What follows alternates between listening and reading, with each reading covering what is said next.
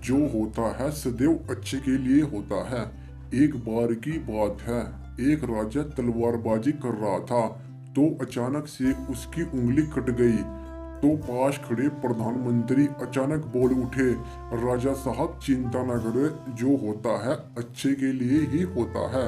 यह सुनते ही राजा को गुस्सा आ जाता है।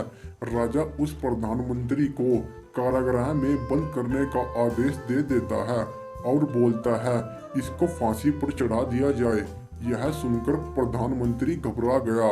उसने राजा से निवेदन किया, महाराज मैंने आपके यहाँ इतने वर्ष काम किया है, क्या आप मेरी अंतिम इच्छा पूरी नहीं करेंगे? राजा बोला, ठीक है, बताओ क्या है तुम्हारी अंतिम इच्छा?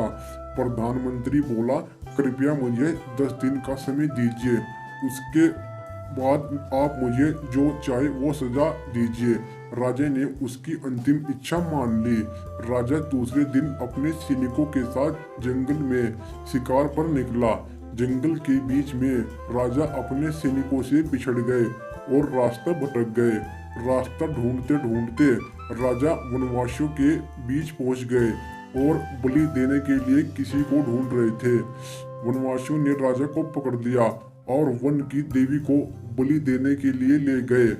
दोस्तों, आगे बलि देने की सारी तैयारियां पूरी हो गई। जैसे ही राजा को बलि देने के स्थान पर ले जाया गया, वहां खड़े बुजुर्ग की नजर राजा की खंडित उंगली पर पड़ी। उसने आवाज लगाई कि ये तो खंडित है, इसकी बलि नहीं दी जा सकती। और दोस्तों, तो वनवासियों ने राजा को छोड़ दिया। राजा जैसे तैसे वहां से निकला और अपने राज्य पहुंचा। सबसे पहले कारागृह में अपने मंत्री से मिलने गया।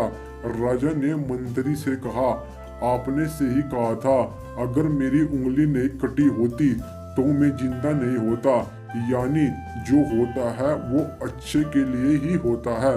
राजा प्रसन्न हुआ, लेकिन छोटी सी बात पर मंत्री को सजा देने का दुख भी हुआ। इसलिए राजा ने मंत्री को कारागार से निकालकर फिर से अपने साथ रख लिया। दोस्तों, जो होता है सदा अच्छे के लिए ही होता है।